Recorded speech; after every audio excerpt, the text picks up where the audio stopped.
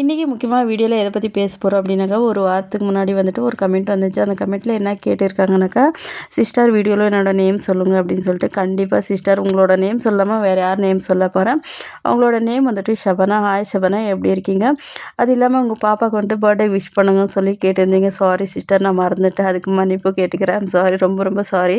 அது இல்லாமல் இப்போல்லாம் வந்துட்டு எனக்கு வீடியோ போடுறதுக்கு டைமே கிடைக்க மாட்டேங்குது. வாரத்தில் ஒரு நாள் தான் வீடியோ போடுற மாதிரியே இருக்குது. பட் அப்படி போட்டாலுமே நான் வீடியோ போட்டதுமே வந்து என்னோடய வீடியோ பார்த்துட்டு ஒரு 4-5 பேர் தொடர்ந்து கமெண்ட் பண்ணுறீங்க. நிஜமாக நீங்கள் எல்லாம் கமெண்ட் பண்ணுறது பார்த்து ரொம்ப ரொம்ப சந்தோஷமாக இருக்குது. அது இல்லாமல் எனக்கு சொந்தம்னு சொல்லிக்கிறதுக்கு இங்கே யாருமே இல்லை. நீங்கள் எல்லாம் கமெண்ட் பண்ணுறது பார்த்தா எனக்காக நீங்கள் எல்லாம் இருக்கீங்க அப்படின்னு சொல்லிட்டு ஏதோ ஒரு பக்கம் ஒரு சின்ன சந்தோஷம்.